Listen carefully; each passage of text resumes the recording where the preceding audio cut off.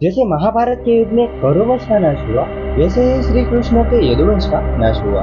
तो प्रभु श्री कृष्ण के यदुवंश का नाश कैसे हुआ, इसका जिक्र हम आज के वीडियो में करने वाले हैं। तो वीडियो को अंत तक देखना ना भूलें। महर्षि वेदव्यास ने महाभारत की कहानियों को 18 खंडों में संकलित किया था। कुरुक्षेत्र का युद्ध इस ग्रंथ का सबसे बड़ा भाग है, लेकिन युद्ध के पश्चात बहुत कुछ ऐसा रह गया है जिसका जानना बहुत जरूरी है, जिनमें प्रभु श्री कृष्ण की मृत्यु और द्वारका के नदी में समा जाने की घटना अत्यंत महत्वपूर्ण है। मौसल पर्व 18 पर्वों में से एक है, जो 8 अध्यायों का संकलन है।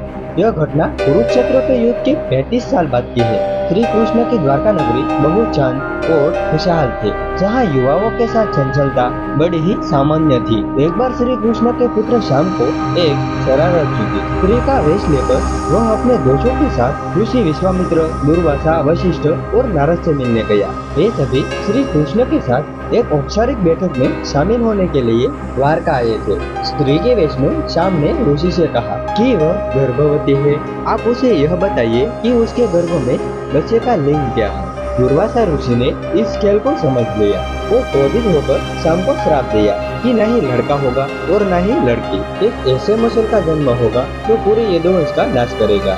उसके बाद चारों ओर अपराध, अमानवीयता और पाप बढ़ने लगा। द्वारका में बुजुर्गों और गुरुओं का असम्मान होने लगा।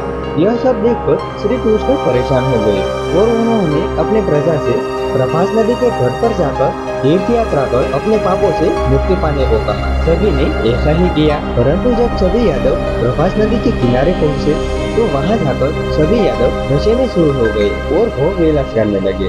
मदिरा के नशे में सूर सभी ने घास को अपने हाथ में उठा लिया। यह वही घास था जो शाम के पेट से निकले मूसल का सुनन था। इसी कारण से वह घास लोहे की बन गई, जिससे सभी लोग आपस में लड़ने लगे। प्रभु श्री कृष्ण और उसका दारुक के अलावा सभी मर गए।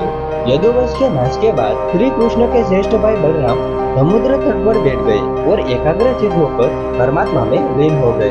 लोहे की छड़ का सुनन एक मछली ने निगल लिया और वह उसके पेट में जाकर एक धातु का टुकड़ा बन गया।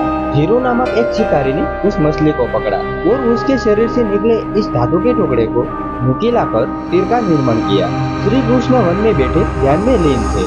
उस शिकारी को लगा कि वो कोई हिरण है। उसने श्री कृष्ण पर तीर चला दिया, जिससे श्री कृष्ण की मृत्यु हो गई।